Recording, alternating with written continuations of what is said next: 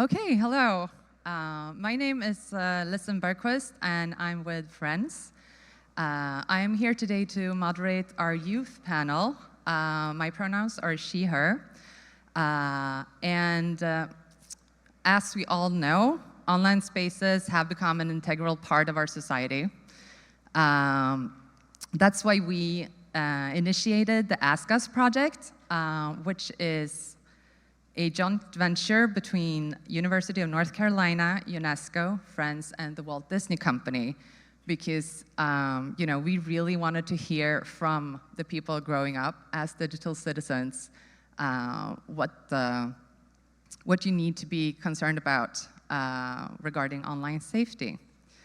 So I'm not the one going to be doing all the talking here. So I would like to introduce our panel. Let's start with Amalia. Hi, my name is Amalia. I use she, her pronouns, and I'm from Sweden. Hi, my name's Elena, she, her, and I'm from the US.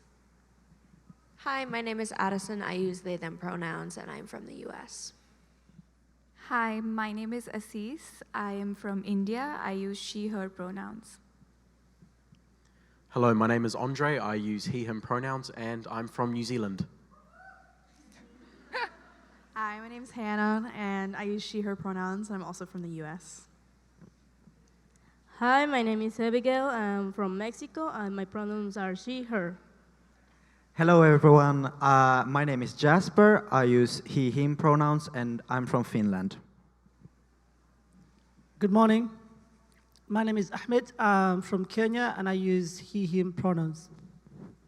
Okay, thank you. So what we've been doing up until now is first regional workshops where we met in our different regions, and then yesterday we had the opportunity to meet in Chapel Hill to have a workshop all together to talk about regional perspectives. And today you will share what we talked about in that workshop, and what we want to do after this is to spread these recommendations, and we want all of you to help us to spread these recommendations. And we'll talk about who you wanted to target, and we'll wrap it up with James also coming up on the stage. So we'll be looking forward to that. So, Elena, based on your experience up until now, what would you recommend someone younger than you to do to be safe online? So when we talked about this yesterday, I kind of came to the conclusion that there really isn't a way to be completely safe on social media, no matter what age you are. So something that I would recommend to younger students on social media is to keep track of their screen time and try not to use social media as a way to fulfill boredom. Rather, use it as a tool and a resource and to spread positivity through social media. Because I think that that's part of the reason why it's there for us. So I think it's so important to, be in your community, do things with your school, do things outside, rather than continuously be on your phone, which could lead to some serious problems like bullying through social media.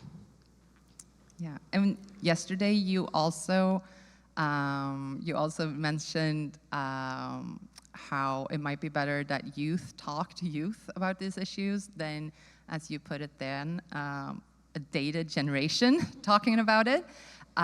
Would you like to elaborate a bit on that? Yes. So my use of the word dated, it's pretty much that we hear bullying from the time that we're in kindergarten up until high school. So I think that there's a continuous way that it's taught in schools and ways to say how you can get rid of bullying. But honestly, there isn't a way that you can get rid of bullying, but there is a way that you can overcome it yourself.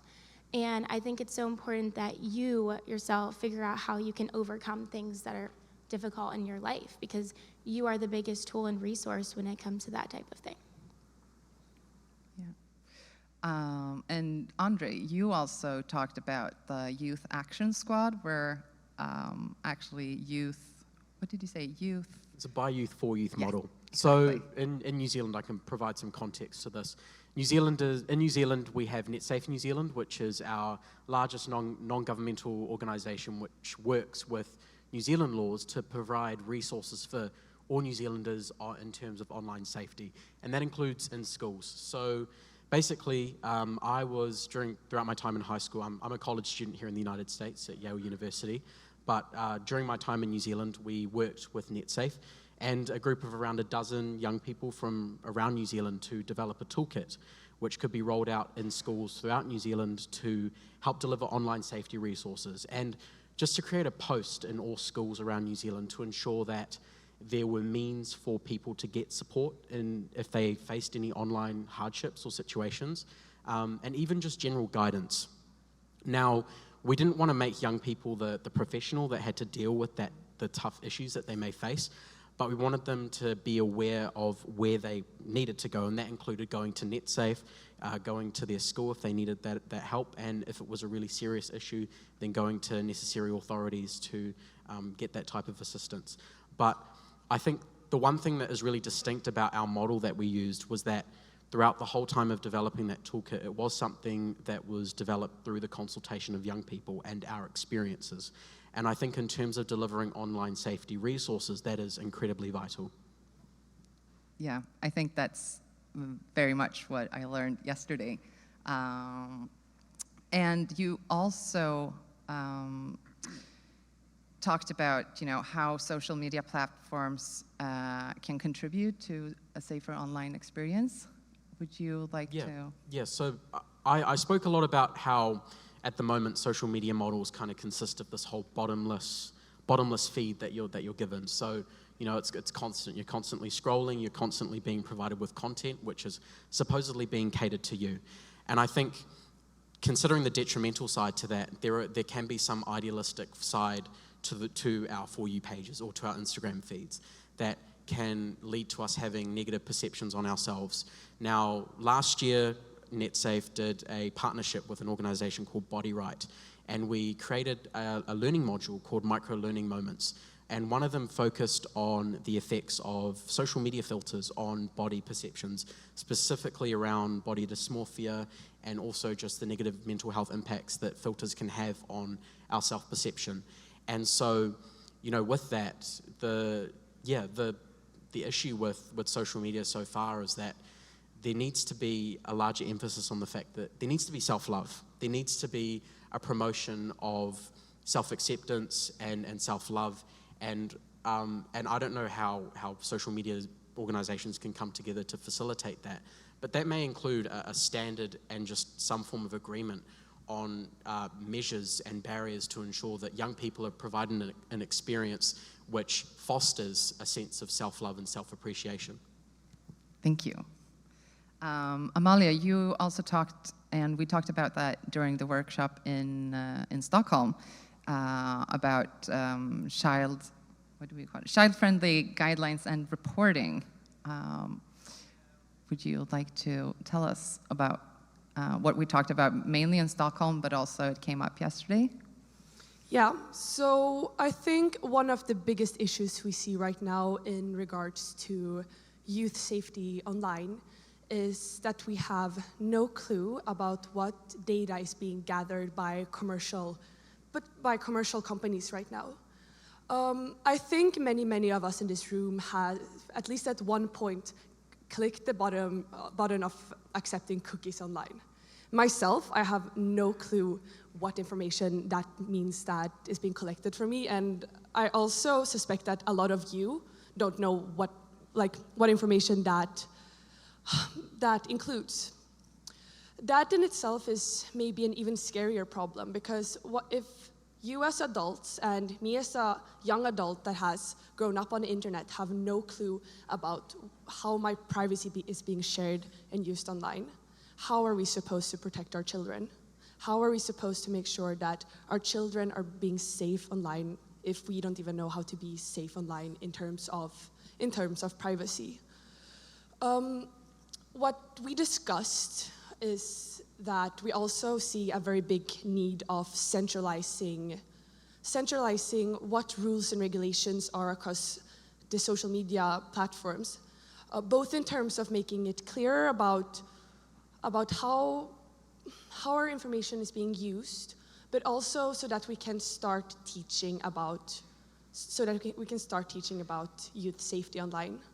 If we don't have one set idea, and if we're not all on the same page, I think it's impossible for us to continue to develop and to make sure that we'll actually be able to stay safe. Yeah, I also remember from that workshop where I was gathering consents from you to take pictures, and there were several of you saying that you didn't want to. In Sweden, we have like your last 4 digits. You're not supposed to share those. That's something that you're taught from an early age, like your personal identification number. So we were talking about how, you know, you didn't want to share these last 4 digits, but online you basically accept, not you, but like we all accept terms and conditions that we have no idea what they actually mean. So, and it's really interesting in that sense as well, because I think that when we're looking back at this age in 5 years, maybe 10 years, I think we're going to be astonished about how free the regulations are, because like when you start thinking about it, it's actually insane how few regulations there are and how few safeguarding measures we're taking right now. Yeah.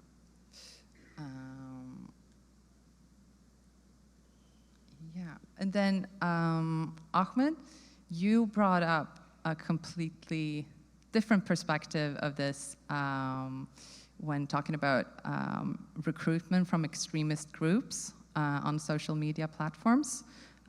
Would you like to explore that and share with the audience? Thank you. Just to give you a perspective of the community I come from, is that I come from Kenya. We live in the northeastern side of Kenya, and we are neighboring Somalia. So the conflict in Somalia spills over to the community, the region I stay in. And therefore, anything that is on social media on the other side will definitely come on our side. And when you go on Facebook, you'd find there was a time in 2015 when the Garissa University, the only university in my region, was attacked by terrorists, and 147 students were killed. And throughout that time until now, you would find just some posts on social media, on Facebook, that owned by people just asking, passing messages like kill the disbelievers, kill people who are not Muslims, and literally this is coming from terrorist groups. And then it's open to young people, and then they're asking young people, if you come on board and we recruit you, this is the amount of money that we're going to pay you. And I've seen peers that I know myself who have joined and traveled all the way to Somalia because of to join those extremist groups. And the reason why social media don't flag it is because they use the local language and they have the local context, so it's so hard for social media to flag it. So what would be your #1 priority for these social media companies? My recommendation could be if the social media company could closely work with the government, because for instance, right now there's a parliament, there's something on in the parliament in Kenya that they want to ban TikTok because they think TikTok is pushing for TikTok is pushing for a culture that is not normal in Kenya, and also in Somalia also it has already been banned, I think, because of security reasons. And when I look at this, I see that these governments are biased because I wish they could have a TikTok, or maybe this social media page, social media companies could have a conversation with the government and tell them, okay, what do you think is things that are common in your cultures, and if we come and we can have them on our policies so that when someone says something like this, we can flag it. Because social media companies should have moderators, local moderators who inform them of words that are bullying, words that are also, promoting extremism, words that are also not familiar to the culture, so that when someone just types something like that, it's already flags off and the account is blocked. Because a lot of time when you just report the account and you say this person is bullying or this person is passing a hateful message, you get a response from the social media company that that's not what they think, and it's because it's not in a language that they understand.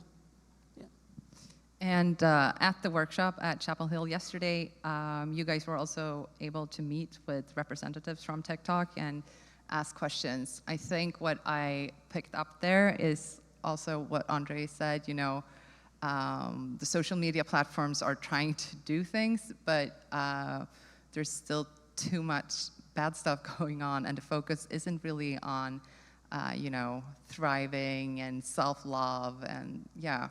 Could I just quickly add something to that?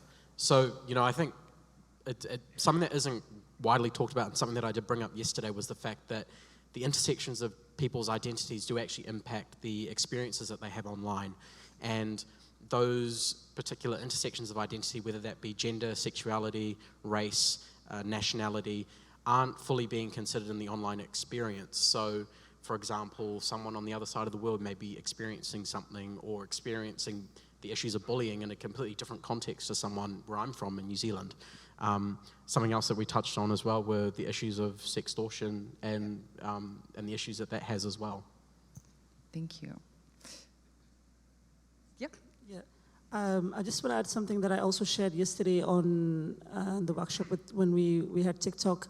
It's how unsafe our social media is because of lack of local moderators.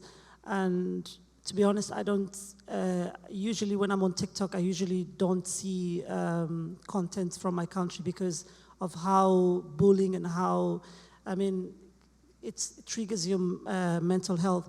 And it's because you'd see just a young boy who is 16 who shares something and he might be a bit feminine and not very masculine, and then people are there on the comment just calling him gay, you're not a man, and they're calling him in the local name, and no one, when you try to report, the same thing happens that I talk about. And you'll also see someone who's just giving an opinion about politics, and when you listen to that opinion he's giving, it's really inciting violence, and he's giving it in the local context. But when you report it again, it's not flagged. And thanks God, TikTok has, and this I don't know if other social media pages has, but TikTok has that not interested button. So I usually just write not interested because I don't want to see those things. And I think with the local moderators and these social media companies understanding the local language and the local context of these countries, we can counter all this bullying going online. Yeah, so a lot of the recommendations that you have is for the social media platforms, but we also talked about school and parents and other youth. So I thought I'll just jump into to that bit. So Abigail, what advice would you give to a child or a youth that is about to explore the online world? Thank you. The first advice that I can give them is please be careful with that kind of content that you share with the publication that you made. So some people can add to their ubication, to your personal information. Also, it's so important to have your parents' approval to open an account, social media account. So please be careful. And also, if you see a red flag, or if you don't feel, or if you feel unsafe, please report it. Report it because there are a lot of things that they can do for help you. Thank you. Jasper, we talked a lot about parents and their role. Let's start off with you, and then we have some others that want to join as well. Okay, so let's see. Some advice for parents. Well, one of them I would say is don't have like a helicopter. What was it called? Helicopter parenting. Yeah, I actually learned this term yesterday. I didn't know it, but I hope everyone knows it. So basically, don't hover like above your children, as if you're always watching them, what they do. But that doesn't mean you should also, of course, you should know what they do online. But in my experience, most parents don't actually understand internet, so it's hard to understand what the children do online. So yeah, my advice would be that you should have an open relationship. Can you say that? Yeah, I also heard open what it sounded relationship like, with your but parents and kids. Go ahead. Okay. Yeah, we know. So have trust in each other. Make them feel that they can talk to you without having to be ashamed of what they've seen online. So yeah, try to have a good relationship, open relationship, and don't be a helicopter parent. Yeah. A helicopter parent, yeah. Yeah. Thank you. Okay. But we also talked about other trusted adults and support organizations. Yeah, so I know that some or many children can have a hard time talking with their parents of what's happening in their life or what they experience online. So, there should be some other people you can turn to, like maybe in school or something, but someone you can trust, someone you can talk to about what you experience online. Because as we all know, the internet can be a very, very terrifying place for everyone, and you can see stuff you don't want to see. And especially for children and teenagers, it can be quite bad for their mental health. So yeah, it would be important that there are someone they can talk to. Yeah, and also next week, Friends has a report where we have talk to children about where they want to, who they seek support from, and younger children often go to a parent or a friend, but you were also talking about how it can be tricky turning to a friend. Yeah, so the thing is, especially when you're younger, it's quite hard to take up like, what's it called? Yeah, we talked about sextortion? Yeah. That's also a term I learned yesterday. So yeah, it can be quite hard to talk about it with your friends, especially if you're younger. And those friends shouldn't have the burden about hearing about it either at that age. So I really think there should be someone in school and making rules with the students about what you do online, because we go to school from a young age for a reason, because that's when the brain is developing. You can learn things easily. So if we learn from a young age how we handle the internet, how we handle our devices correctly, then I believe in the future that we can have a safer place. Of course, that's not all we have to do, but I think it's a good start that we should learn about it. Yeah, and I also think you mentioned that sometimes you might not even know that it's wrong yourself, and that your friends don't even know, and that's also why it's important that adults do know what's legal, illegal, what is going on online. So, but Addison, you also had a take on this. Yeah, I feel like trusted adults are really important, whether it be a parent, a counselor, a teacher, a coach. But I also realize that not everyone has the opportunity to be able to find or have that support or have that trusted adult, especially those who are part of minorities such as special education services or LGBTQ or minority ethnicity groups. They feel like it's harder to get that support and talk to people, and there is instances of harassment by adults towards those students. I myself have been called an inconvenience. I have been just in situations where teachers are making sexually inappropriate jokes, and there's not a way to protect students in school if they don't have a trusted adult at the school. And sometimes it's hard to talk to parents about that because parents can be scary.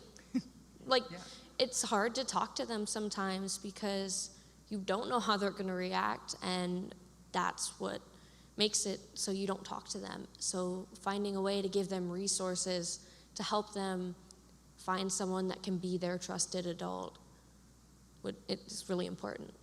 Yeah, and also we had Shanvi joining us yesterday, and she couldn't be here on the panel, but she also talked about how important it is with a diverse workforce within the schools, so that you can find this trusted adult and maybe someone that you yourself can identify with. Could I just quickly, I think on top of what Ashambi said yesterday, I think in terms of providing support from a social media platform level, that includes having diversity amongst workforces in these social media platforms. Because front and foremost, they have full understanding of the communities that they come from. And so ensuring that there's a diverse background right at the source is absolutely vital. Thank you. Hannah, we also talked a bit about misinformation and AI. Yeah. So yesterday we were discussing about what some of the biggest concerns are right now, and so for me personally, I feel very passionately that a lot of the social and political misinformation that gets spread is one of the biggest concerns out there because it can lead to more radicalized action, especially in terms of the alt-right pipeline, which inducts young people, specifically usually adolescent males, into this doctrine that's usually fascist, homophobic, sexist, and that's very alarming because if it's not coming from their own home, which is, I guess, the typical assumption, and it's coming from online, then that might not be something that the people who are physically around those adolescents are able to target if they don't know that they're being fed that information. And I think a large part of that is the algorithms that continue to peddle that content without any type of regulation.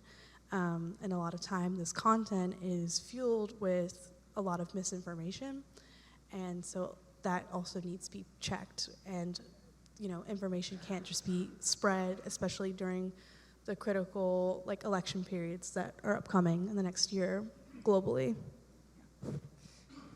And we also talked about what you would like to see on the school curriculum to maybe empower students to handle this. So kind of going along with the conversation we've been having about trusted adults, I think that's also an important component of actually being able to build a curriculum with students. But alongside that, I think as trends kind of cycle so quickly online, I think it's important to build foundational skills within understanding consent and being empathetic. That way, students and young people are just able to navigate these situations with a sense of knowing how to essentially be a good person and be a wise person.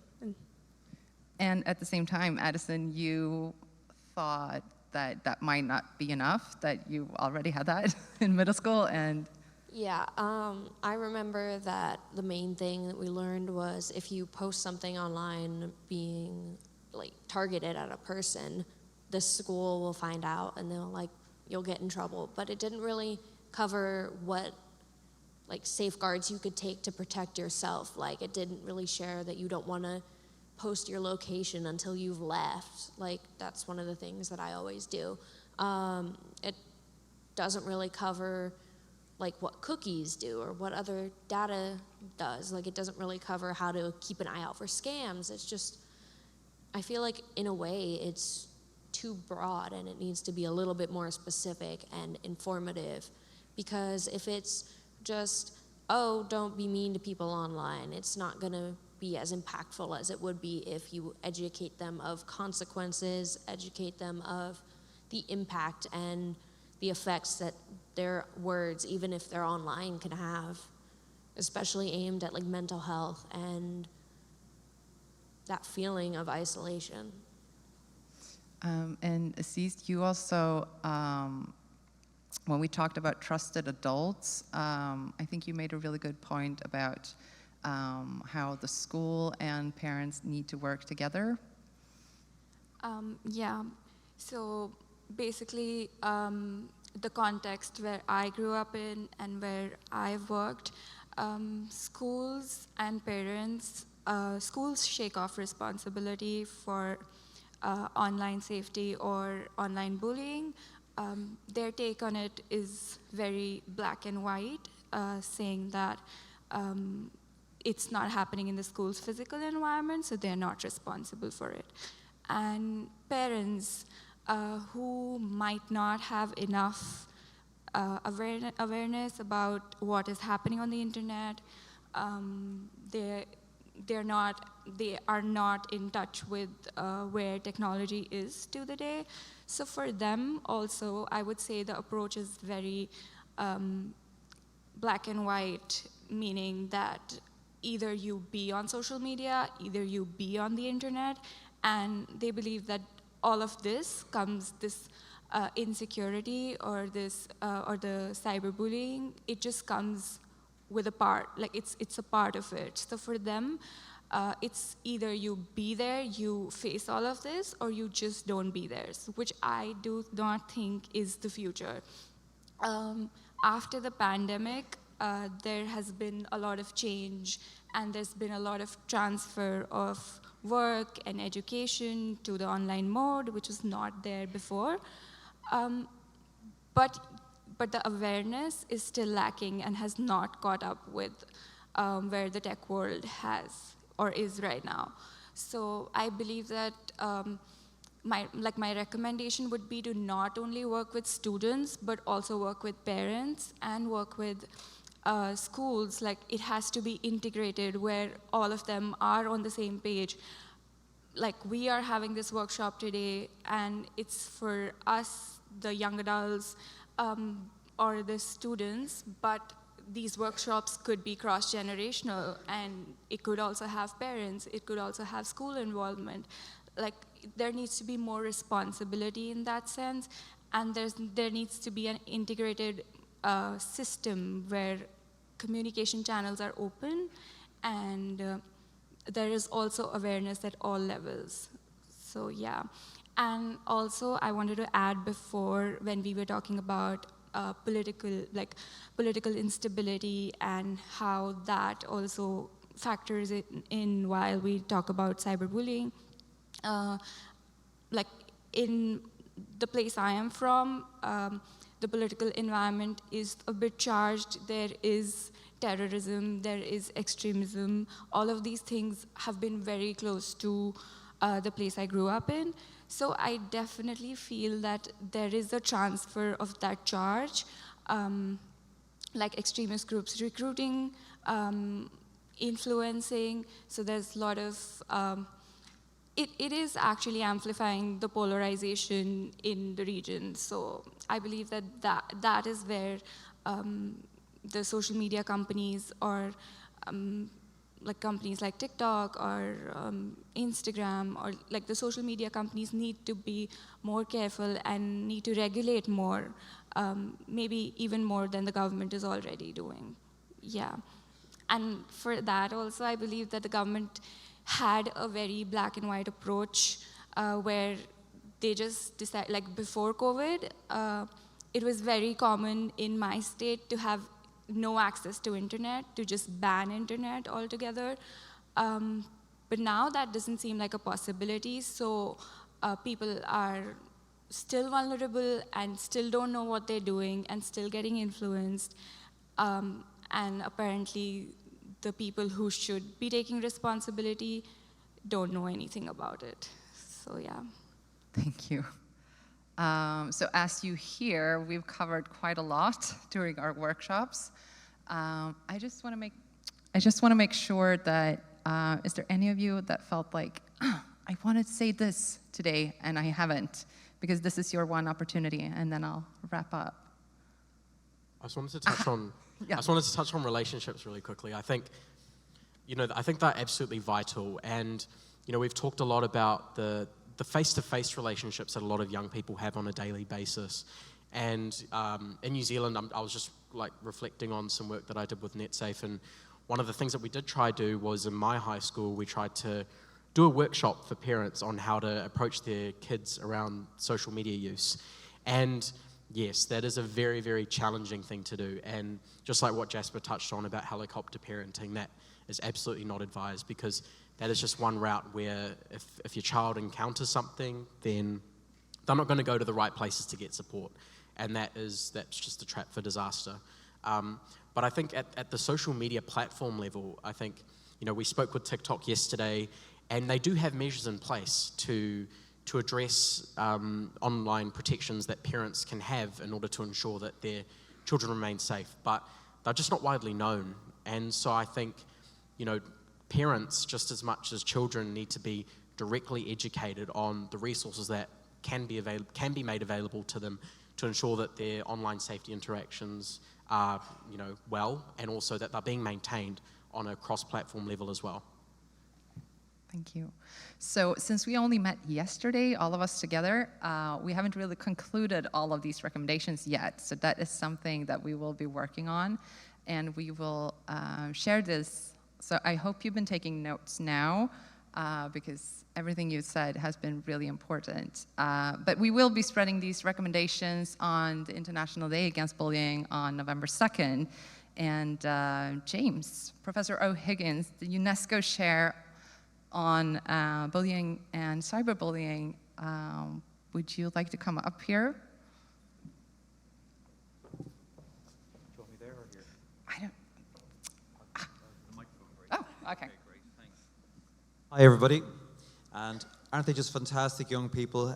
Could we just give them a round of applause?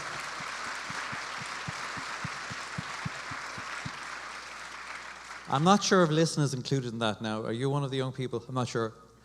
Obviously not. Amalia and I talked about it. It's 20 years between us, so. I'm only joking. But I kind of feel there's a shift in the balance here today, in that we're all here and we're referred to earlier on as the experts and the people who are going to make a difference, who are going to change the world and remove bullying and so on. But actually, really, I kind of felt a little bit like we were being interviewed or being guided by this group up here today. And this is where the solution is going to be, listening to young people and their experiences and them telling us how we can help them to address the problems they're facing.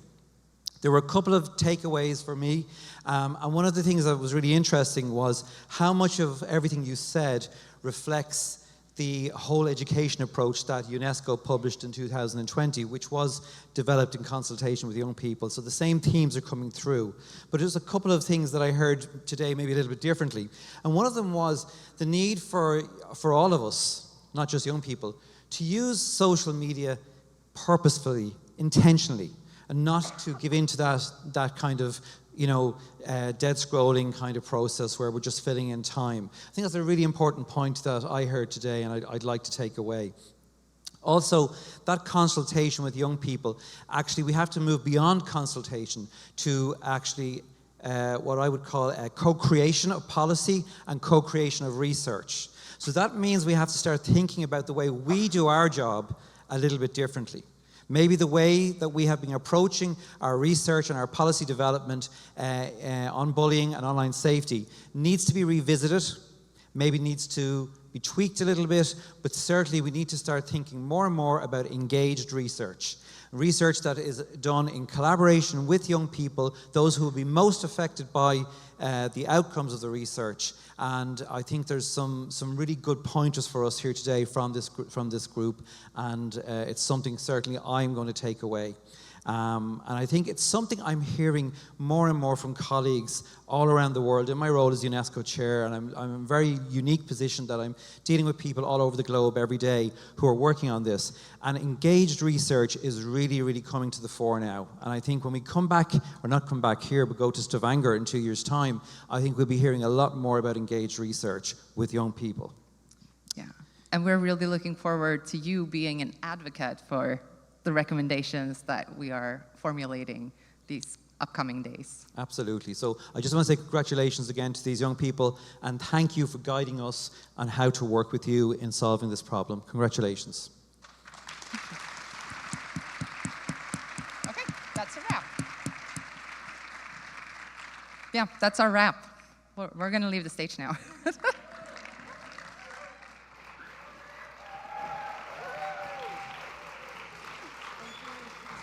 That was wonderful.